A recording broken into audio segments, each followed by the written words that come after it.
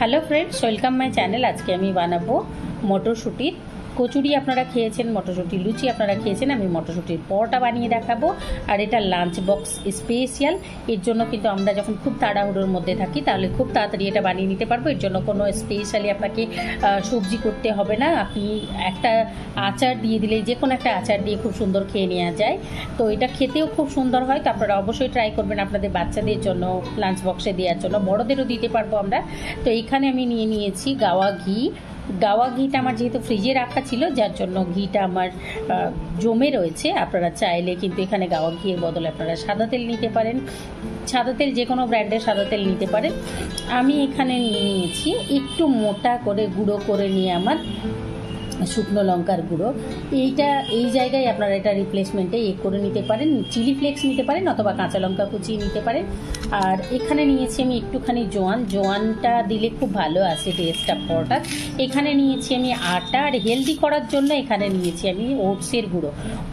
Plane ওটসটাকে নিয়ে আমি শুকনো খোলায় একটুখানি দিয়ে কোনো অয়েল ছাড়াই আমি একটুখানি নাড়িয়ে নিয়েছি। এটাকে 2 থেকে 3 মিনিট মতো নাড়িয়ে নিলে কি হয়, একটু কড়কড়ে হয়ে যায়। ওটসটা যেহেতু একদম নরম থাকে, এটাকে নাড়িয়ে নেওয়ার পরে এটাকে আমি ঠান্ডা করে নিয়েছি।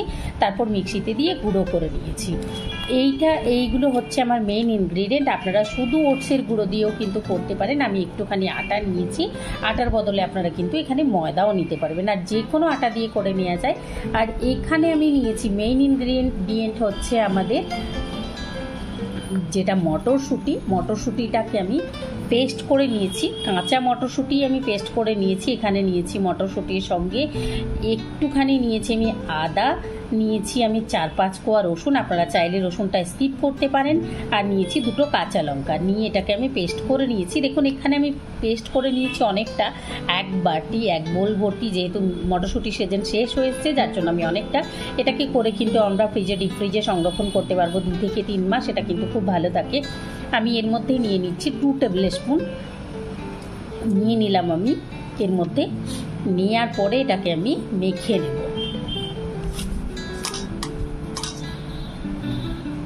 এই দেখুন এটাকে আমি মিলিয়ে নিয়েছি খুব ভালোভাবে। দেখুন এটা কিন্তু খুব সুন্দরভাবে মিলে গেছে। আর এর মধ্যে আমার অল্প একটু জল দিলেই হয়ে যাবে। এই পেস্টটা করে নেওয়ার সময় আমি কিন্তু কোনো জল দিইনি, জাস্ট পেস্টটা করে নেওয়া যাচ্ছিল না কাঁচা, যার জন্য অল্প অল্প করে 1 টিস্পুন করে 1 বোল আমার মটরশুঁটিটা পেস্ট করে নিতে এখানে আমি 3 টেবিল স্পুন মতো জল দিয়েছিলাম, দিয়ে এটাকে পেস্ট করে রেখেছি। আপনারা যদি চান যে কাঁচা মটরশুঁটি পেস্ট করে আমরা এরকমভাবে পরোটা বানাবো না, তাহলে যদি আপনারা চান যে মটরশুঁটিটাকে একটুখানি সেদ্ধ করে নেবেন, কারণ অনেকের কাঁচা মটরশুঁটির গন্ধটা ভাল লাগে না। তো সেই ক্ষেত্রে আপনারা এক কাজ করতে পারেন, যে যখন আমরা ভাত রান্না করব আমরা আগে থেকে রেডি করে রাখতে পারি মটরশুঁটির পেস্টটা। তো ভাত যখন রান্না করব তখন একটা টিফিন বক্সের মধ্যে করে মটরশুঁটিটা কিন্তু দিয়ে দিতে পারি। আমরা স্টিলের টিফিন বক্সের মধ্যে করে দিয়ে যদি ভাত রান্নার সময় দিয়ে দিই, তাহলে ভাতটা ফুটতে ফুটতে কিন্তু মটরশুঁটিটা সেদ্ধ হয়ে যাবে। এবার ভাতটা যখন আমরা ফ্যানটা গালবো তার আগে এটা তুলে নিলেই হবে, টিফিন বক্সটা তুলে নিলেই হবে। তারপরে ঠান্ডা হলে সেটা পেস্ট করে নিতে পারি। তো ওইরকমভাবেও কিন্তু আমরা করে নিতে পারি। আমি যেহেতু কাঁচা নিয়েছি, এখন দেখুন খুব ভালোভাবে আমি কিন্তু এটাকে মিলিয়ে নিয়েছি। আর এটা মোটামুটি আমার বাইন্ডিং হয়েই গেছে।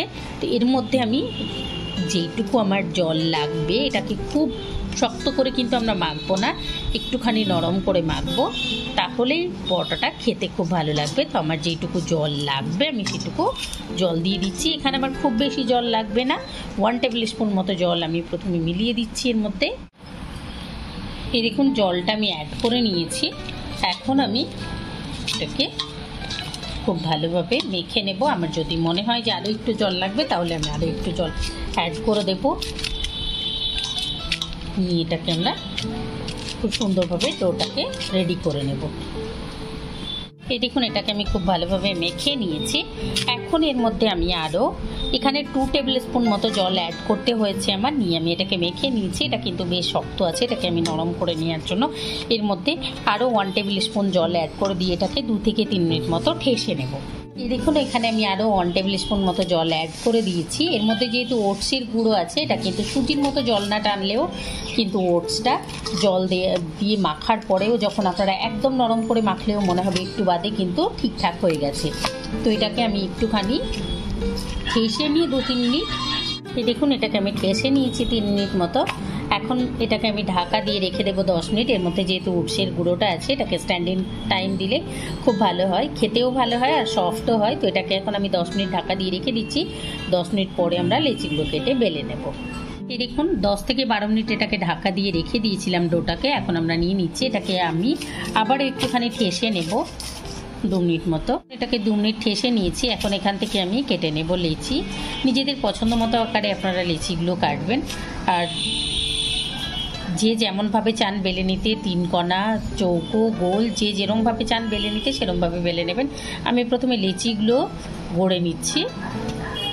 দেখুন এরম সাইজের ছোট ছোট লেচি আমি কেটে নিয়েছি। আপনারা চাইলে বড় অথবা ছোট নিজেদের পছন্দ মতো আকারে লেচি কেটে নেবেন। এখন আমি এইগুলোকে বেলে নিচ্ছি। এই দেখুন বেলে নিয়েছি আমি সমস্ত পরোটাগুলো। আমি খুব মোটা করে বেলিনি, আবার খুব পাতলা করে বেলিনি, রুটির থেকে একটু মোটা বেলেছি। এখন আমি এগুলোকে রেখে দিচ্ছি সাইডে। নিয়ে নেব একটা কড়াই। আমি কড়াইয়ের মধ্যে এগুলোকে ভেজে নেব। আপনারা চাইলে ফ্রাই প্যান বা যে কোনো এর উপরে ভেজে নিতে পারবেন নিজেদের সুবিধে মতো। তো আমি এখন গ্যাসের ফ্লেম অন করে নেবো একটা কড়াই নিয়ে।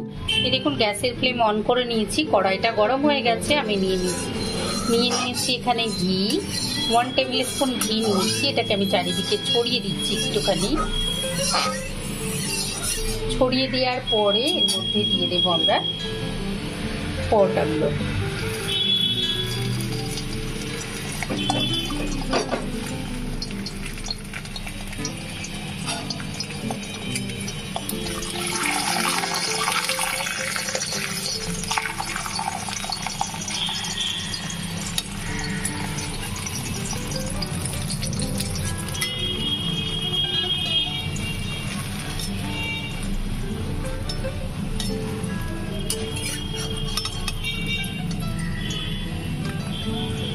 এই দেখুন উল্টে নিলাম আমি। উল্টে নিয়ে এটাকে হতে দেব।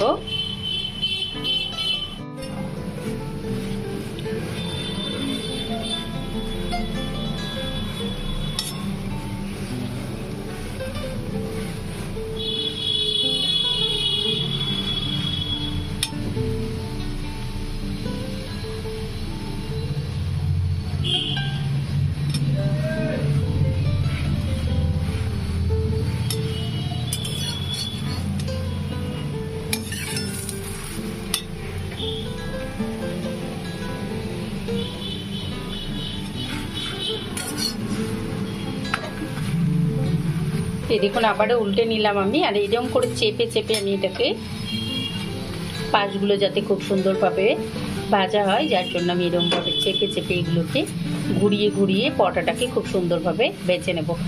পরোটা কিন্তু ভেজে নেওয়ার উপর ডিপেন্ড করে অনেক সময় টেস্টটা। যদি পাশগুলো কি হয়, আমরা যখন এই করি মাঝখানটা সেদ্ধ হয়ে যায় কিন্তু পাশগুলো হতে চায় না। তো পাশগুলোর উপর আমরা যদি এরকম করে বারবার খুন্তিটা চেপে চেপে করি তাহলে খুব সুন্দরভাবে এটা কিন্তু ক্রিপসি হবে আর খেতেও খুব ভালো লাগবে। তো আপনারা এটা খেয়াল রেখে পরোটা ভাজার সময় খুব সুন্দরভাবে ভেজে নেবেন। দেখুন আমার রেডি হয়ে গেল একখানা পরোটা আমি ভেজে নিয়েছি। এরকম করে আমি বাকিগুলোও ভেজে নেব সবগুলো। তো আমি দিয়ে দিচ্ছি আরও একটা।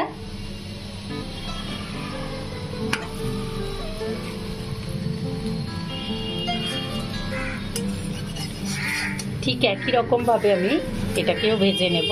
এরকমভাবে আমি সবগুলো পরোটা ভেজে নেব। দেখুন এরকমভাবেই আমি সবগুলো ভেজে নিচ্ছি। আর আমি যা ইনগ্রেডিয়েন্ট নিয়েছিলাম তাতে করে আমার টোটাল ডোটা থেকে, যে ডোটা হয়েছিল সেই ডোটা থেকে আমার 9খানা পরোটা হয়েছে।